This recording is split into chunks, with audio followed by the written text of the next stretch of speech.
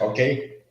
Bom dia, boa tarde, boa noite, queridos internautas. Estamos hoje mais uma vez com mais uma live em celebração ao aniversário da Lei de Cotas, que no próximo dia 24 de julho completa 29 anos de existência.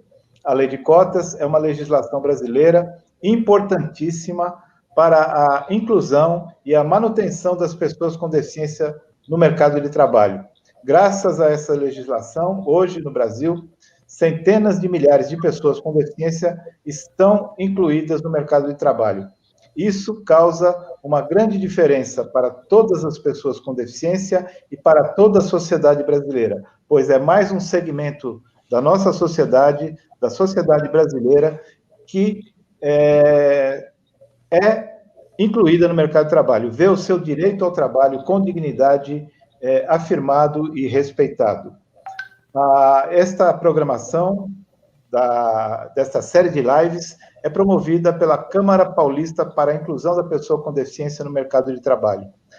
A Câmara Paulista é uma articulação entre vários setores da sociedade, primeiro, segundo e terceiro setores, que se juntaram para o fortalecimento e a ampliação da legislação que eu acabo de citar. Hoje nós temos o prazer de entrevistar Francisco Núncio Serignoni, conhecido como Chico Pirata. Antes de iniciar nossa entrevista e antes das apresentações, eu quero agradecer ao NURAP, Núcleo de Aprendizagem Profissional e Assistência Social, que nos cede gentilmente o trabalho do Luan. Bom dia, Luan. Bom dia. Quer aproveitar e se apresentar, por favor?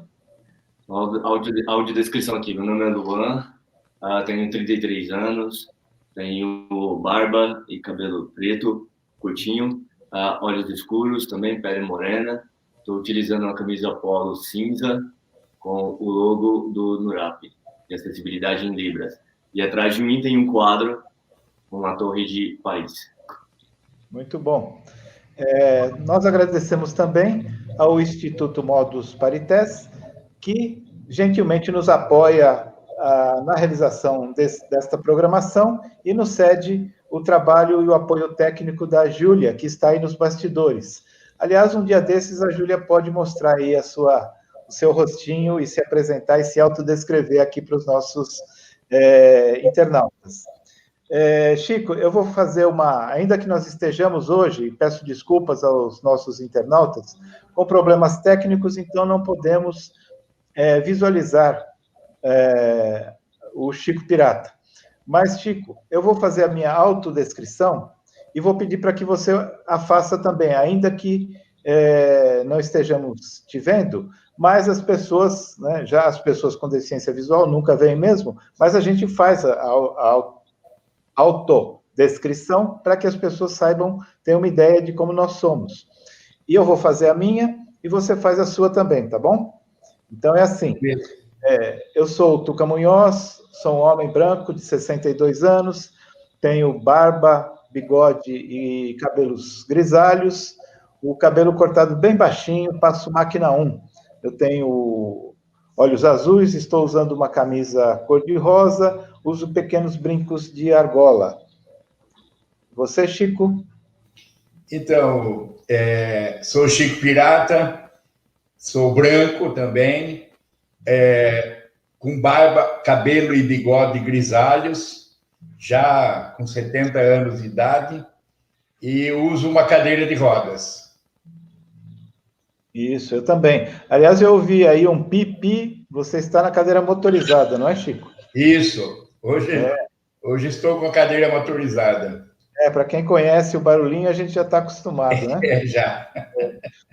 Chico, você, dentre as pessoas que a gente entrevistou até agora, você é a pessoa com mais idade, 70 anos, né? Isso. 70 anos.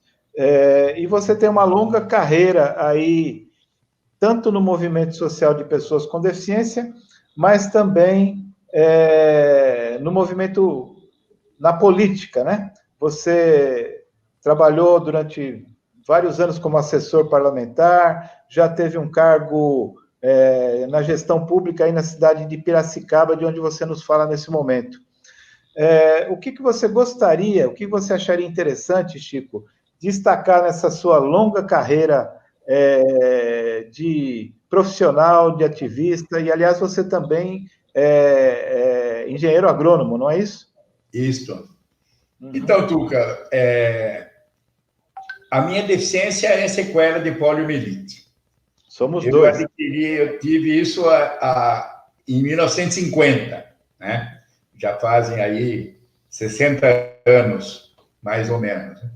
E... Ô, Chico, uma coisa, você teve a polio... 69. Você teve a polio quando você tinha quantos anos?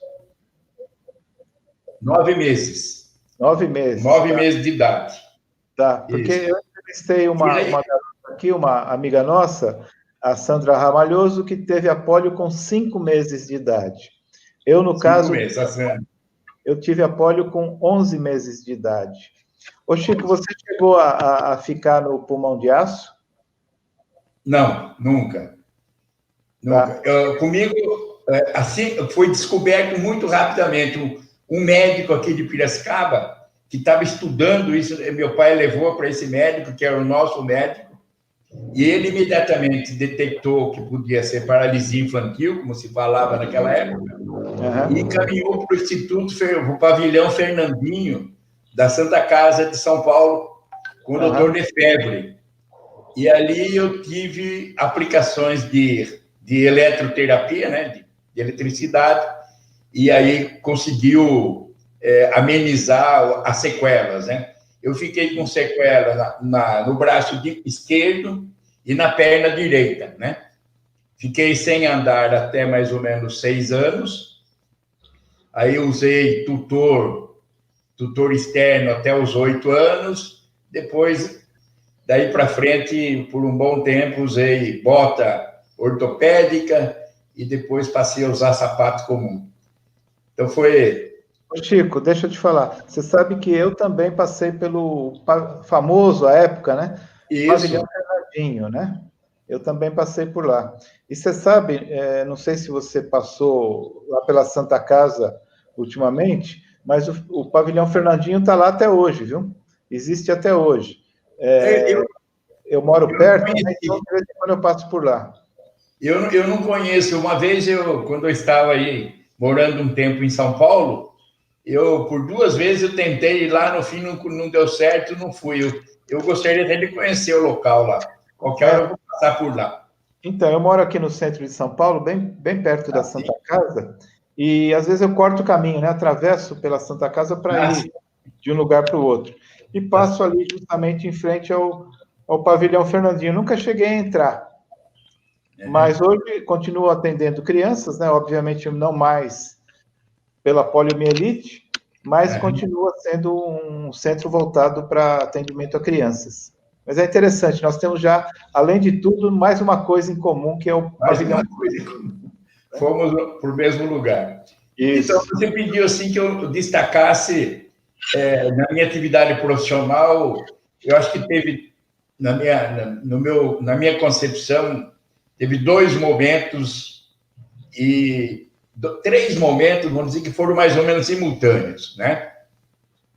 O primeiro momento é quando eu assumi a delegacia estadual do IBDF, e fiquei responsável pelo Estado de São Paulo pela política ambiental de flora e fauna do Estado, né? Em que ano foi isso, Chico? Em que ano foi isso? IBDF é Instituto Brasileiro de Desenvolvimento Florestal. Isso. E atualmente é IBAMA. Né? IBAMA. Em que ano foi isso, Chico? Foi de 85 a 88. Então, esse momento também coincidiu de eu fazer parte do Conselho Estadual da primeira e segunda gestão do Conselho Estadual para Assuntos da Pessoa com Deficiência. Ah, é? Você já fez parte, então? Ah, tá.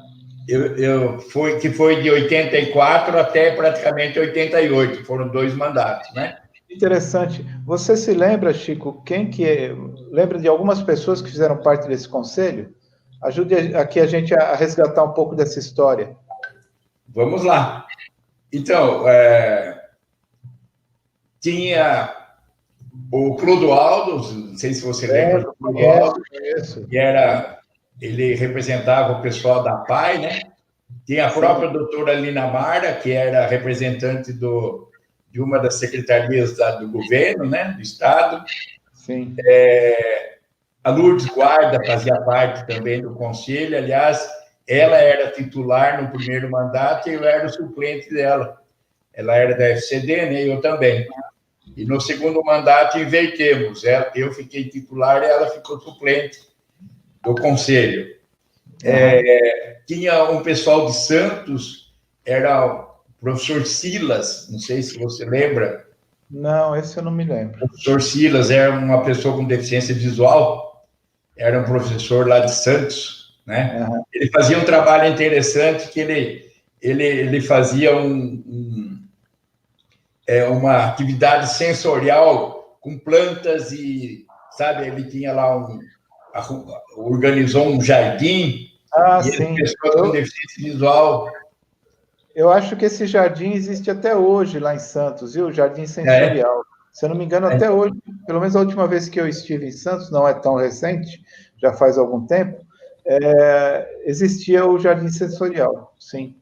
Que depois acabou sendo criado em vários lugares, né? Jardins sensoriais em vários lugares. Foram criados em vários lugares. Então, depois tinha, a maior parte era pessoal da capital mesmo, poucos eram do interior, né? Sim. Tinha o Dr. Robson, lá de Ourinhos, não sei se você se lembra dele. Sim, Dr. Robson, conheci. Faleceu, né? Faleceu, tinha o Dr. Robson. Tinha um grupo aí, nós éramos em 27 naquela época.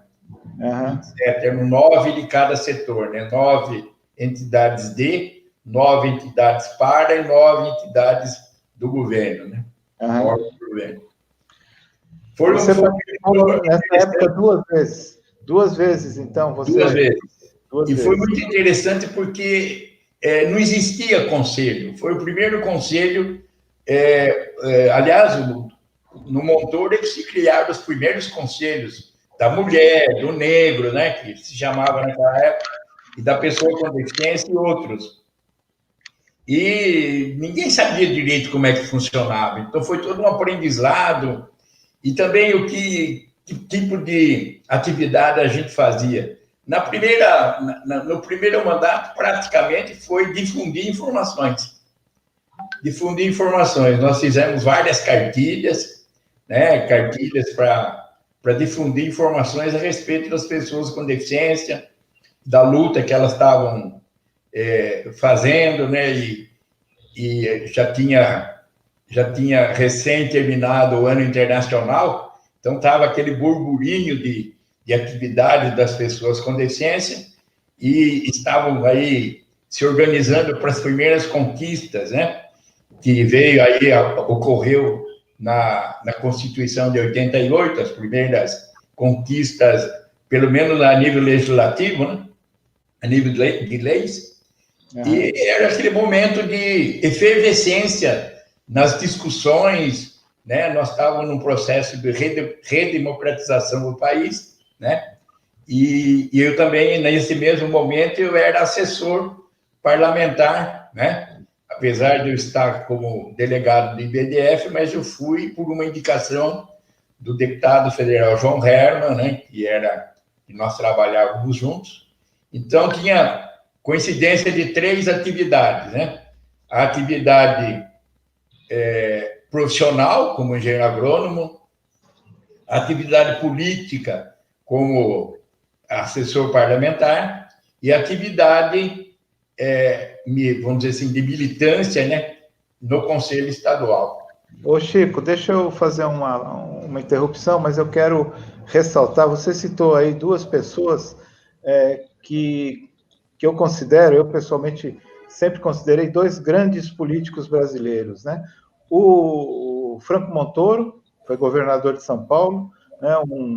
Acho que foi um dos períodos mais ricos em termos de pujança política, né? De criatividade na política, aqui no estado de São Paulo. E também você citou o João Herman, que também é outro ícone na luta contra a ditadura. Se eu não me engano, ele era do antigo MDB, não? Sim, E MDB. eram chamados autênticos, era isso? Isso, exato. Exatamente, né? Ele, o Dante de Oliveira. Isso, exatamente. Vários, né? Chico Pinto, vários parlamentares à época que eram mais comprometidos, que eram absolutamente, aliás, comprometidos com a democracia, né? E tinham aí no antigo MDB, como o próprio Franco Montoro, a sua onde se podia se encontrar e lutar pela democracia e mesmo no caso do governador Franco Montoro, e implementar ações de progresso social, de progresso político aqui no estado de São Paulo, e também aí em Piracicaba. O João Herman foi prefeito também, não, Chico? Prefeito, exato. Então, nesse período, a gente pode, como marco, foi a força que o governador deu para a autonomia e independência dos municípios, né? E o fortalecimento dos municípios com a proposta de descentralização das atividades do Estado. Essa descentralização contou com a participação dos municípios e foi a época que os municípios eram mais fortes no Estado de São Paulo, que recebiam, além de recursos, o apoio político para desenvolver as suas atividades. É aí que você fala que foi um momento de muita criatividade na política no Estado de São Paulo, porque permitiu que todos os municípios se revelassem. Um se revelou na área de meio ambiente, outro se revelou na área de saúde, outro na área de educação, e assim, né, cada um se revelou de uma forma, e foi realmente um momento muito rico, e que se tentou levar esse momento para a Constituição. Não se conseguiu todos os avanços que existiam nos municípios, mas foi possível avançar. Por exemplo, essa questão de conselho, né, a paridade, a autonomia, a importância do controle social, da participação social, foi fruto desses prefeitos mais progressistas, desses deputados federais mais progressistas, e com o grande apoio do Franco Montoro. Naquele momento era o ícone da administração pública, né, foi considerado o melhor governador da época. Acho que foi realmente um momento que me marcou muito e acho que marcou muita gente esse período aí. Interessante. Você sabe que, me permita contar uma pequena historinha pessoal, Chico, mas nessa época aí, eu morava em São Caetano do Sul e meu pai era motorista de táxi, né? Tinha o famoso, lembra-se do táxi mirim? Sim. Era um Fusca, né? Então, e meu pai tinha um táxi, né? Mas trabalhava em São Paulo. Nós morávamos em São Caetano, mas meu pai trabalhava como taxista na cidade de São Paulo. E um dia ele chega muito emocionado em casa, Chico, porque ele teve como passageiro naquele dia o próprio Franco Montoro, né?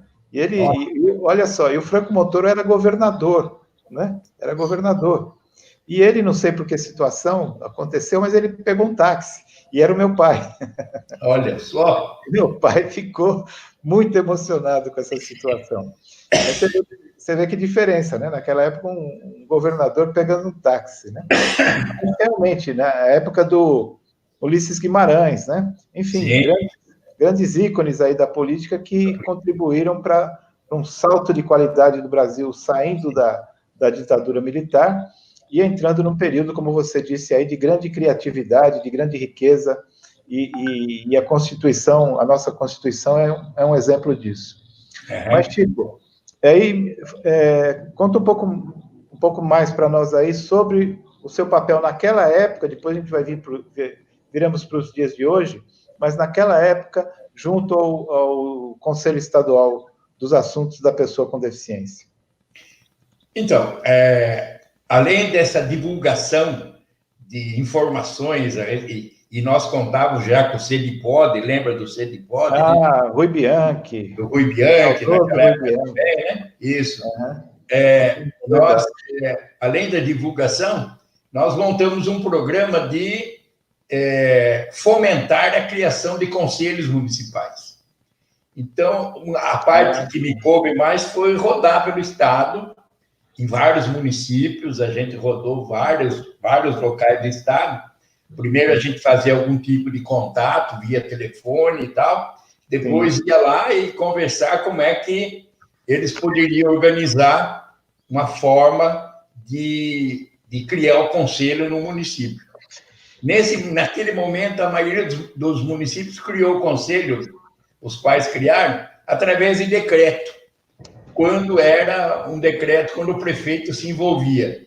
E muitos conselhos foram criados fora do aparato governamental, não eram conselhos ligados aos governos, como é hoje, que participa paritariamente governo e sociedade civil, né? Eram mais próximos a um movimento social do que como é hoje, não? Isso é mais um movimento social. Institucionalizado e tal. Exato. Depois que foi institucionalizado a partir de 88, mas muitos conselhos naquela época surgiram da articulação de entidades e de pessoas com deficiência que se articulavam para estudar a situação do seu município, as políticas públicas que poderiam ser desenvolvidas. Ô, Chico, para que a prefeitura assumisse aquelas políticas e pudesse ser desenvolvida. Ô, Chico, você lembra aí nessa época de algum município, de alguma liderança aí que você lembra tenha se destacado? Lembra? Olha, tinha um pessoal em Ribeirão Preto que se destacou naquela época, mas eu não me lembro agora os nomes deles, mas tinha um pessoal de Ribeirão Preto, depois tinha um pessoal em São José dos Campos, que se destacou também, né? Tinha um grupo aqui de Piracicaba, de Americana, o Celso Zop. Celso Zop. Se destacou. Tanto é que acho que até hoje não tem institucionalizado o conselho na Americana. Ah, é? Funcionou, acho que não tem ainda. Funcionou sempre assim, meio junto à FCD e outras entidades que discutiam e lutavam pela implantação das políticas públicas lá. O que mais que eu lembro? Eu acho que a idade também já pesa para lembrar essas coisas. Claro, claro. Mas, o Chico, você falou aí de outra... Eu queria, aliás, ia te falar sobre outra personalidade que você citou aí, mas antes disso, Chico, eu queria te perguntar uma coisa. Nessa sua trajetória toda, né, uma imensa trajetória profissional, pelo que a gente percebe, você nunca teve, nunca foi o caso de você trabalhar sendo beneficiário da legislação de cotas, não é isso? Você sempre trabalhou aí por outros... Entrou no mercado de trabalho de outras maneiras, né? Sim. Mas, sim. Independentemente disso, Chico, eu queria te perguntar qual é o seu olhar, qual é a sua reflexão sobre a existência dessa legislação no Brasil? Como é que você vê a importância da lei de cotas no Brasil? Então, eu analiso da seguinte forma: a gente percebe que, desde os primórdios da humanidade, o fato do trabalho, isto é, transformar a natureza com as próprias mãos, sempre fez do homem um ser mais digno, do ser humano um ser mais digno. Então, o trabalho traz para a pessoa dignidade, não só porque ele consegue transformar a natureza, mas porque ele consegue manter a sua família com o fruto do seu próprio trabalho, né? Manter uma família, manter as suas coisas, né? Então, eu vejo que acessar o trabalho dignifica o homem. E a lei de cotas permite que as oportunidades sejam equiparadas, que se traga uma equidade, já que as pessoas com deficiência têm mais dificuldade para se preparar, tanto do ponto de vista psicológico, profissional, de educação, as dificuldades desde pequeno para frequentar uma creche, frequentar uma escola, tem problema de acessibilidade, tem problema, além das limitações próprias da própria pessoa, né? Tem o meio que não permite, não facilita que eles permaneçam e façam, sim, se desenvolvam mais, né? Então, chega no momento que é obrigado, e acho que está correto, de que facilite um pouco a entrada dessas pessoas no mercado de trabalho. E é isso que faz a lei de cota.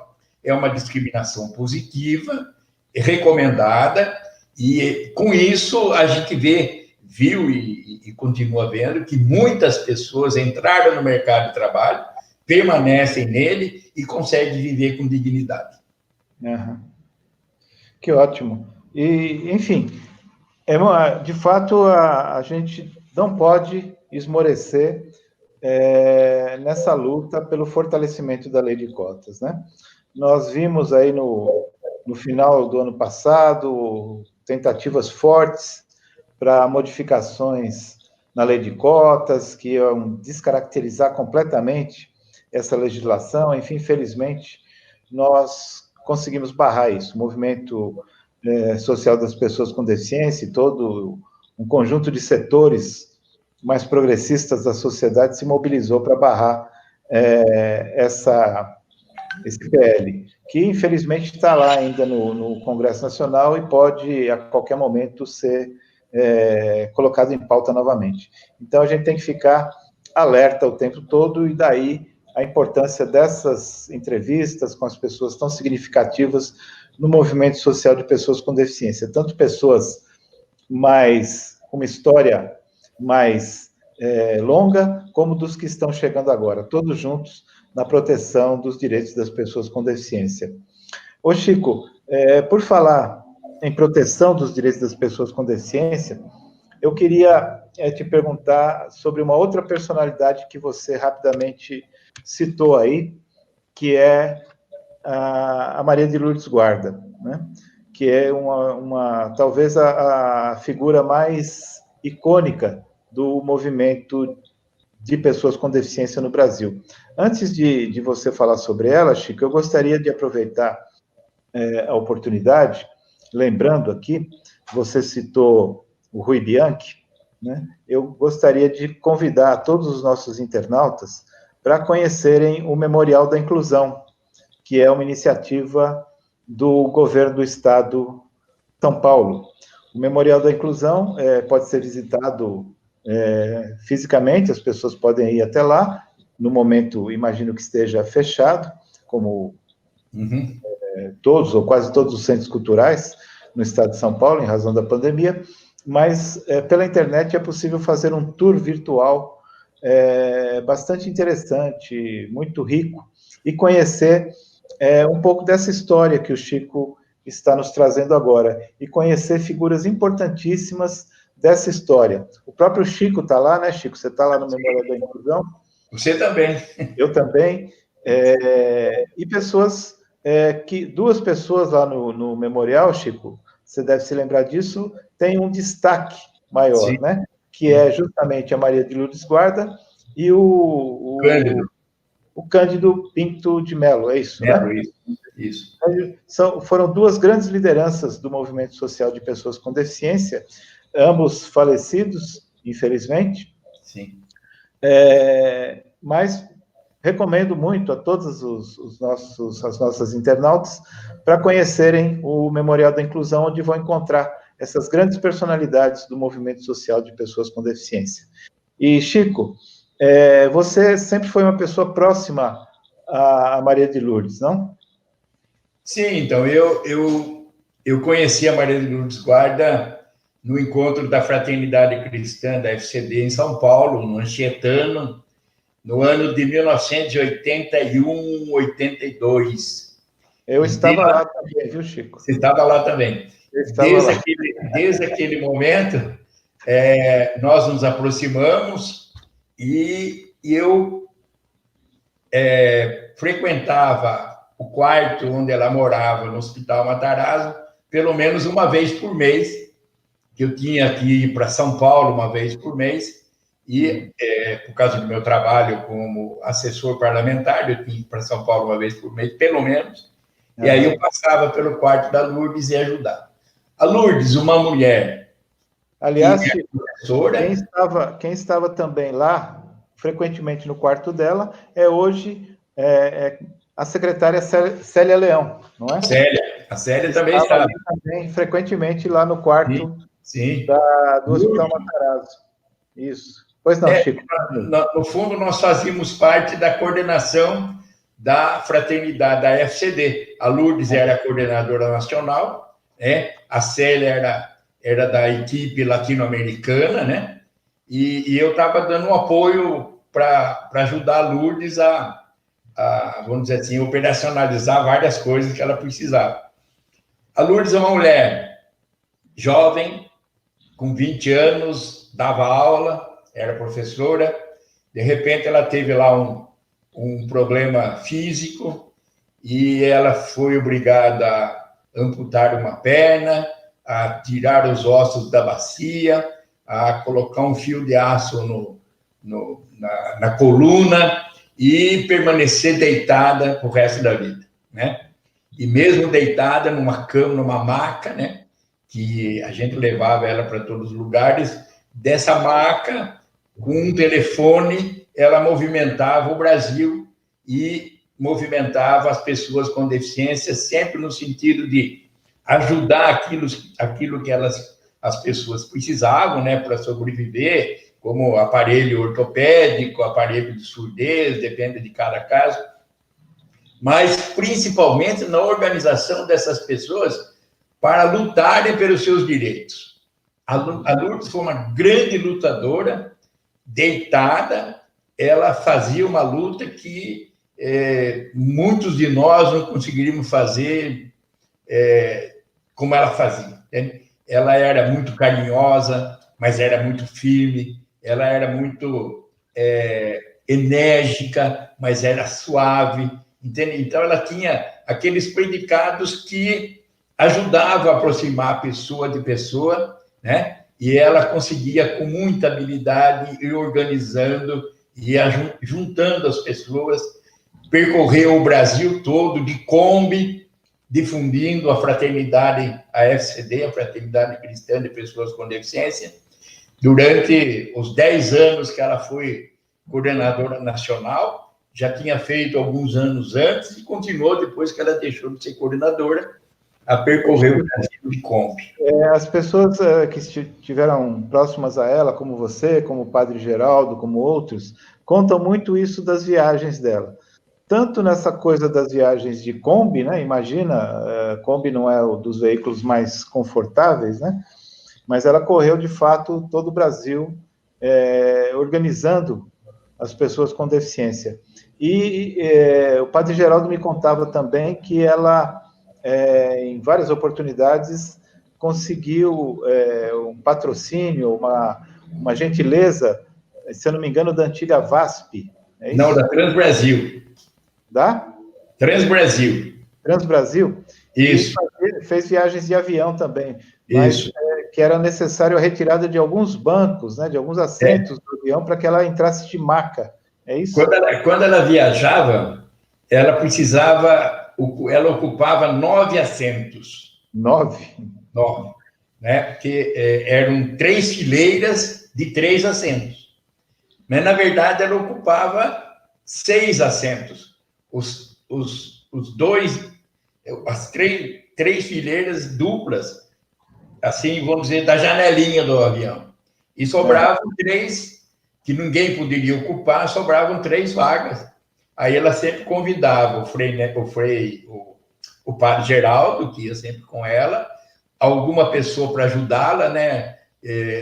Tinha várias pessoas que iam e ajudavam, e às vezes eu fui também. Ora, algumas vezes foi a Célia Leão, outras vezes eu fui acompanhá-la nessas viagens aí de avião.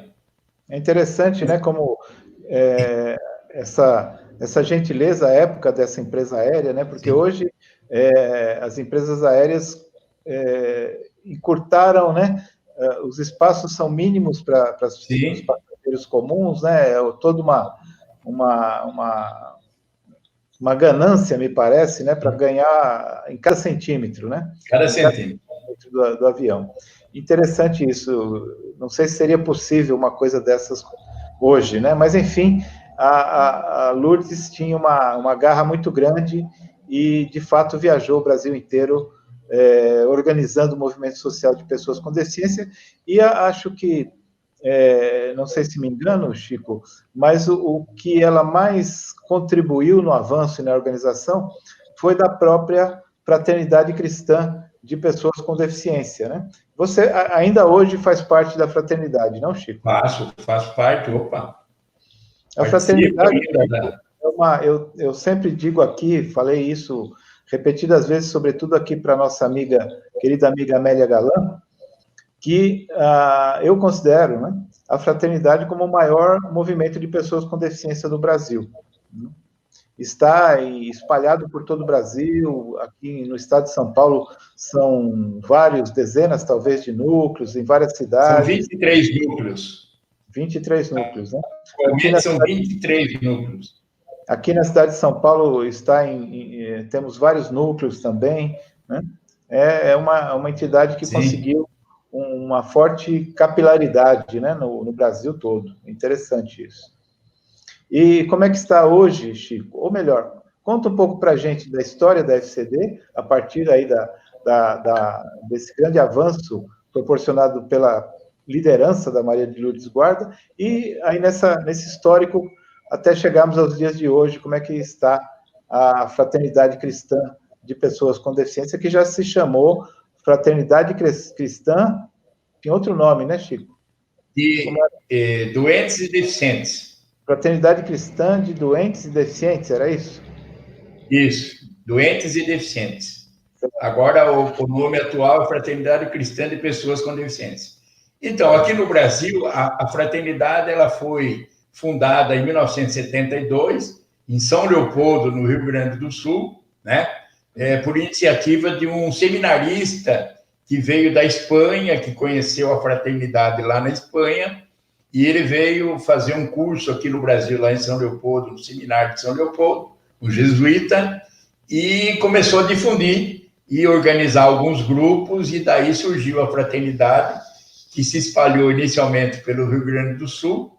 Depois era o Vicente Macipe, ele se ordenou sacerdote e foi trabalhar em Pernambuco.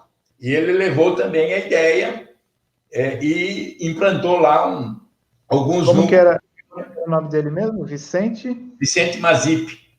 Macipe. Isso. Ele ainda é vivo, mora lá em Pernambuco. Só que não é mais sacerdote, ele se casou e tal, há um bom tempo já. Mas essa ação, então, formou dois polos. Um polo no Rio Grande do Sul e outro polo lá em Pernambuco. E, a partir disso, no entorno de Pernambuco, foi aumentando em outros estados e no entorno do Rio Grande do Sul também, né? Aí veio São Paulo, veio Santa Catarina, veio o Paraná, Rio de Janeiro, né? Foram criando. Em São Paulo foi criado em... Recentemente eu encontrei online, né? Com a Zenira Rebouças, que é da FCD da Bahia. Não? Da Bahia. Ela é da Bahia. Então, e aí o movimento começou a crescer no Brasil, né? Hoje já chegou a ser maior, porque era praticamente o único movimento que tinha de pessoas com deficiência. Aí depois a dinâmica da sociedade foram criando outros movimentos, né? Então a fraternidade era maior do que é hoje. Hoje é um pouco menor, mas está presente em 11 estados da federação, né? Com aproximadamente 180 grupos em funcionamento, né? 180 grupos de pessoas formados por pessoas com deficiência, não? Isso, e coordenado por pessoas com deficiência. Coordenado por pessoas com deficiência, muito interessante. Isso. Interessante. Isso. Agora, no mundo, a fraternidade está em 45 países, da Ásia, da África, da América e da Europa. E a fraternidade teve origem na França, né, Chico? Na França, em 1945. Logo no final da Segunda Guerra Mundial. Logo após a Segunda Guerra Mundial. E a fraternidade aqui do Brasil contribui muito para essa fraternidade intercontinental, né? quando em 88 nós divulgamos um documento chamado Documento Básico, do qual você conhece, né, também. O Documento Básico da Fraternidade ajudou a difundir também a fraternidade fora do Brasil, que era um documento bastante ilustrativo das lutas das pessoas com deficiência e também da reflexão teológica que isso trazia para as pessoas, né? E o movimento da fraternidade cristã, ele surgiu dentro da Igreja Católica, então isso aí ajudou muito, até que... Chico, duas coisas. Uma é quando você fala ele surgiu na Igreja Católica, tem um forte vínculo, né, com a Igreja Católica. Sim. Tanto é que tem esse sacerdote que você citou, tem o padre, me foge o nome, o padre francês. O padre François. Sim, um forte vínculo com a Igreja Católica, mas a fraternidade é um movimento ecumênico, de fato. Ecumênico. A partir que... e tal, não? A partir do Comitê Intercontinental de 89, que foi em Sameiro, em Portugal, a fraternidade passou a ser ecumênica. Oficialmente 89. Ecumênica. Né? 89. Passou a ser oficialmente ecumênica, né?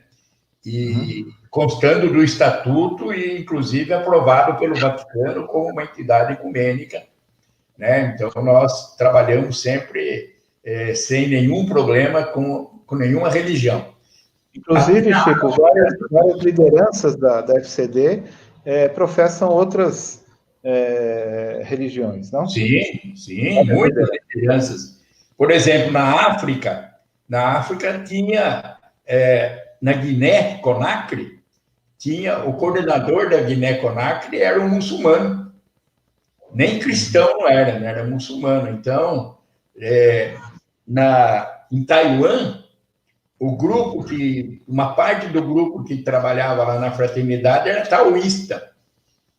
Então, não é só questão de religião cristã, das religiões cristãs, mas também outras religiões, né, já que a deficiência não tem esse tipo de preconceito, né? A deficiência tem em todas as religiões, em todas as... Chico, outra pergunta que eu ia te fazer relativamente a isso é sobre quando você fala você citou uma reflexão teológica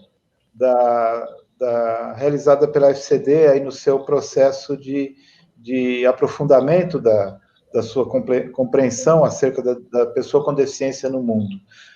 Fala um pouco para a gente o que seria essa reflexão teológica. Então, Tuca, a base da fraternidade é a fraternidade cristã, né? Portanto, reporta muito a fraternidade evangélica, né? Entende? Aos evangelhos. E essa é a nossa fonte principal de orientação teológica, são os 4 evangelhos e todo o Novo Testamento, vamos dizer assim. Nesse sentido, nós começamos a verificar qual é a posição dos evangelhos com relação às pessoas com deficiência, né? Já que nos evangelhos constam muitos milagres, muitas ações de Jesus Cristo com as pessoas com deficiência. E sempre no sentido de valorizar a pessoa com deficiência, foram as ações de Cristo. E nós pegamos essa vertente teológica, né, de valorizar a pessoa com deficiência, de se comprometer com a vida das pessoas com deficiência, né, e fazer com que essa vida seja a mais abundante possível, né, que tenham vida e que tenham vida em abundância. Então, Chico, me lembra quando, da ocasião da campanha da Fraternidade 2006, Fraternidade e Pessoas com Deficiência, e, aliás, antes disso, né, quando se iniciaram as discussões para a realização da campanha da Fraternidade, que foi em 2004, o lema da campanha era Levanta-te e anda. Isso. Né? Se eu não me engano, Marcos 3:3. Né? E aí, à época, eu fiquei incomodado com isso, sabe? Na minha ignorância, admito, na minha ignorância. Porque eu falo, poxa, vamos querer que as pessoas com deficiência deixem de ser deficientes, né? Eu entendi daquela maneira, e acho que era e hoje eu percebo claramente foi um entendimento bastante raso, e citava a história do homem com a mão atrofiada, né? Isso. Que Jesus chama, né? Para o meio, né? Chama para o meio. E aí eu percebi, e aí me ajuda a gente refletir isso, Chico, que eu percebi que a mensagem bíblica dessa passagem era da inclusão. Sim. Porque esse homem com a mão atrofiada, ele estava completamente isolado, dados os preconceitos que existiam à época, né, que perduram até os dias de hoje, mas em razão da deficiência, esse homem estava completamente isolado. E Jesus disse, né, vem para o meio, né? Ele chamou aquele homem para vir para o meio. Esse foi o milagre, né? O milagre da cura daquela comunidade, o milagre da cura em relação ao preconceito. Não se refere necessariamente ao milagre da mão deixar de ser atrofiada, mas se refere ao milagre da inclusão social. Não é isso, Chico? De participação na vida da comunidade, é isso mesmo. Lembra das discussões? Lembra das discussões na maternidade? Sim. Lembra? Essa mensagem é muito linda, eu acho. Sim, essa é a principal mensagem, porque levanta-te e anda é nesse sentido. Levanta e vem para o meio, venha para o meio. Participar da vida, que não é porque você tem uma deficiência que a vida acabou. Exatamente. Muito pelo contrário. Como isso se aproxima, fortalece a lei de cotas, né? Sim. Não é verdade? Sem dúvida. Né? Levanta-te para o meio, né? Levanta-te e vem para o meio. É isso aí, que interessante. Chegamos aqui a uma sintonia, né? Entre o lema da campanha da fraternidade e a lei de cotas, né? Que ambas no caso, uma mensagem bíblica, uma mensagem de Jesus e uma legislação têm o mesmo objetivo, que é da inclusão da pessoa com deficiência. Exatamente. Acho que foi bonito, gostei. Então, mas é isso, e essa eu participei bastante, você sabe, né, posteriormente, da Pastoral das Pessoas com Deficiência. Sim. E juntamente com vários companheiros da FCD, né, vários companheiros, você, inclusive, vários companheiros, a Amélia e muitos outros companheiros da FCD. E foi para mim um enorme aprendizado, viu, Chico? Aprender com a FCD, participei de inúmeros encontros da FCD, tanto em São Paulo, no Brasil inteiro, participei de inúmeros encontros realizados dos Corpus Christi, né, que esse ano, infelizmente, também não pôde acontecer, mas participei de inúmeros encontros do Corpus Christi, conheci inúmeras lideranças da Fraternidade Cristã, me ocorre lembrar aqui o José Roberto Amorim, né? Sim. Um abraço aí, Zé Roberto. Uma liderança admirável do movimento de pessoas com deficiência, enfim, o saudosíssimo Carlinhos Lisboa, é isso? Serginho, exato, Serginho Lisboa, saudosíssimo Serginho Lisboa, talvez uma das maiores lideranças do movimento de pessoas com deficiência no Brasil, não é, Chico? Sim. Um homem de uma força extraordinária, né? E tinha uma deficiência severa, né? Com uma grande dificuldade de locomoção, uma grande dificuldade de fala também, comunicação, mas mesmo assim também, né, Chico? Correu o Brasil inteiro aí para nos ensinar e fortalecer lideranças, fortalecer grupos, enfim, uma fortíssima liderança, saudosa liderança Serginho Lisboa. Então, tem uma parcela da minha vida que me dediquei praticamente diuturnamente à questão da fraternidade. Eu fui, juntamente com o Celso e com o padre, o Frei Nelson, lá de Porto Alegre, nós somos coordenadores intercontinentais da fraternidade, né? Então, nós percorremos uma parcela do mundo, né? A fraternidade, e a gente viu o dinamismo, não só aqui no Brasil, mas fora do Brasil. E principalmente o dinamismo da África. Né? Quem me contou tudo isso aí foi a sua esposa, Cristina, viu? Cristina, né? Um beijo aí para Cristina. Mas ela me contava todas essas coisas das suas viagens e toda essa peregrinação internacional que você, o Celso, Frei Nelson fizeram. Fizemos. Foi muito bom também nessa época. Foi cansativo, que uma das últimas viagens, eu chegava no aeroporto e ficava arrepiado em entrar em avião. E ficar 15 horas no avião, 12 horas no avião. É cansativo, mas foi bom. Foi muito mas bom. Imagino que para você se tornou um patrimônio pessoal, né? Uma riqueza Sim. pessoal que você tem, de ter participado tanto e conhecido tantas pessoas mundo afora aí, lideranças do movimento de pessoas com deficiência.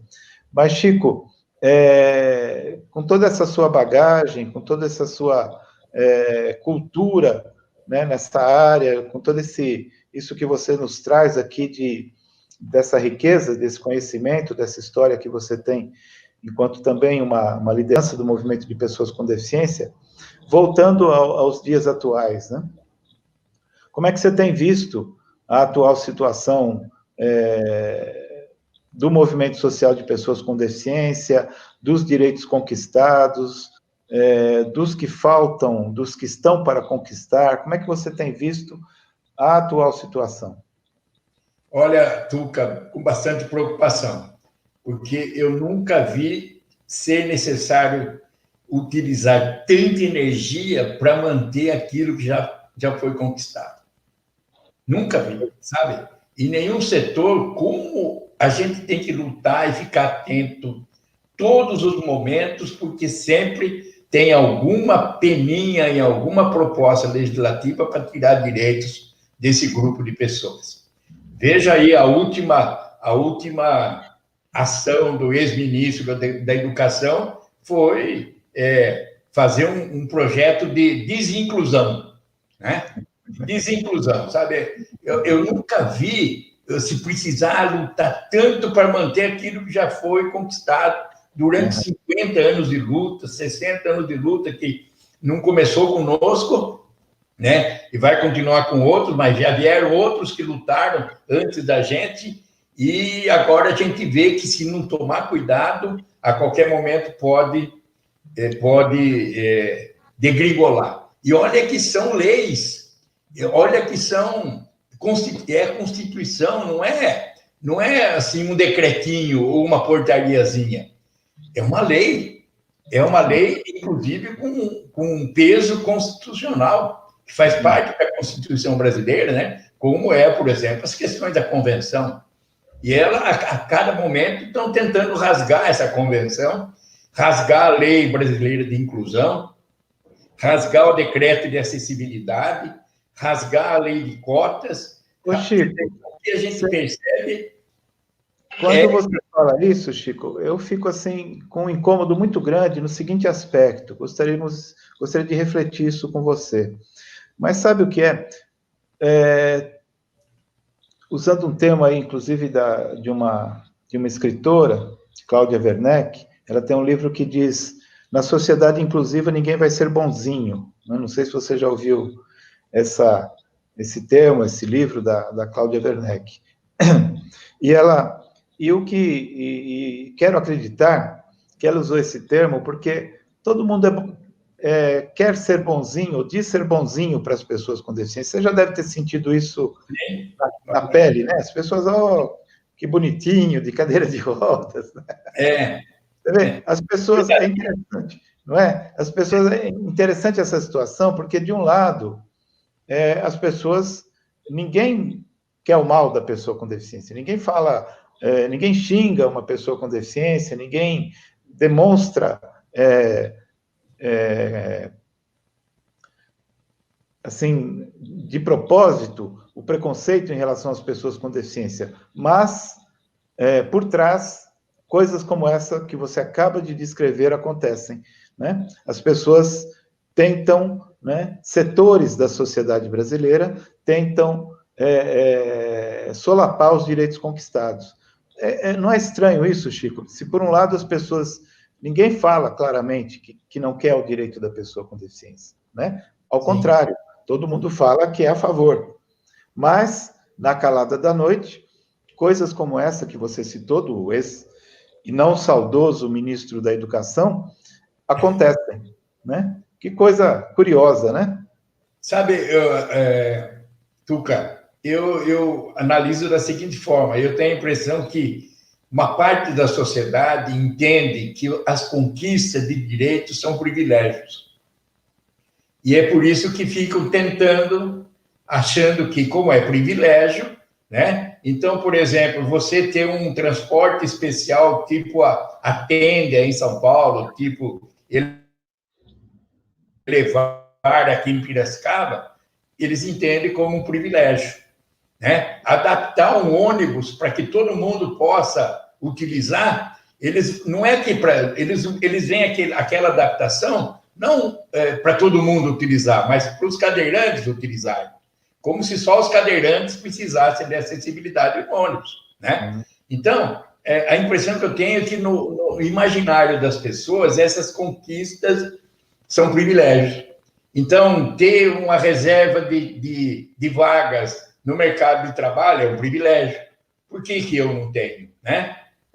Por que outros não têm, né? Então, a gente precisa, talvez, mudar um pouco o nosso discurso e mostrar toda a história de vida das pessoas com deficiência e todo vamos dizer assim, o descuido que teve todo esse tempo de não participação, que agora tem que fazer concessões para que ela possa minimamente participar em igualdade de condições. Interessante você deu esses exemplos, Chico, e isso é muito enriquecedor, porque mostra que o preconceito, ele atravessa toda a sociedade, não é? Não está só em ações do chamado, vamos pensar, dizer assim, alto escalão, onde os políticos querem solapar a lei de cotas, por isso ou por aquilo, por interesses de grandes empresas, ou sabe-se lá o quê, mas esse preconceito, ele atravessa toda a sociedade, não é? É interessante, porque da mesma maneira, não sei se eu posso dizer isso, mas da mesma maneira como se tenta solapar a lei de cotas, também um cidadão comum ocupa a vaga de estacionamento da pessoa com deficiência, não é? E burla a lei. Burla a lei. Isso é tudo. A guia rebaixada e prejudica a locomoção. Não é isso? Aquele vídeo daquele empresário lá de Santa Catarina, né? Que achando que ter vaga para as pessoas com deficiência era um absurdo, lembra? Quer dizer, reservar vaga é um absurdo. Sim. Entende? E ele dizia o seguinte, que ele não manda no que é dele. Eu acho que ele devia vender para ele mesmo só. Se não é para ninguém na casa dele, se não é para ninguém na loja dele, para que deixar aberta, né? Uhum. Então, eu acho que, realmente, como você falou, o preconceito permeia toda a sociedade. Permeia toda a sociedade. Talvez a gente tenha que modificar um pouco o nosso discurso também. É interessante que, Chico, e todas as pessoas que eu tenho entrevistado, sejam as pessoas que estão começando agora no movimento de pessoas com deficiência, sejam as pessoas que até eventualmente não participem do movimento de pessoas com deficiência, mas têm na sua vida uma postura digna enquanto pessoas com deficiência, que contribuem para mudar essa imagem, eu tenho sempre perguntado sobre a questão justamente do preconceito, né? Que é o que a gente chamava, e hoje chamava de barreira atitudinal, e hoje tem se chamado de capacitismo, né? Isso. Nós estamos aí numa passagem de terminologia. Exato. Mas é interessante como essa barreira do preconceito, né, que afinal, seja uma coisa, uma terminologia ou outra, é o preconceito, é talvez uma das barreiras, sendo invisível, a mais forte em termos dessas dificuldades todas para a inclusão social das pessoas com deficiência. Como é que você vê essa questão da barreira do preconceito, Chico? A pior delas, como você mesmo falou, eu acho que é a mais significativa das barreiras, é quando a pessoa olha assim para a pessoa com deficiência e fala, aquele lá não sabe, aquele não pode, aquele não consegue. Como é que ele vai fazer isso? Como é que ele faz aquilo? Entende? Eles nunca pensam assim, ó, Beethoven escreveu, compôs a Nona Sinfonia surdo.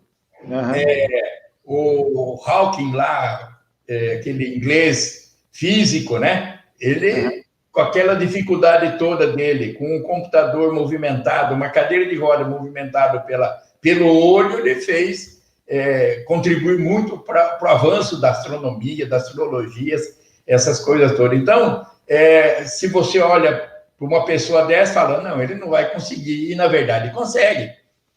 É uma questão de preconceito. Eu acho que a pessoa não consegue fazer, e no fim ela consegue. Sim. Né?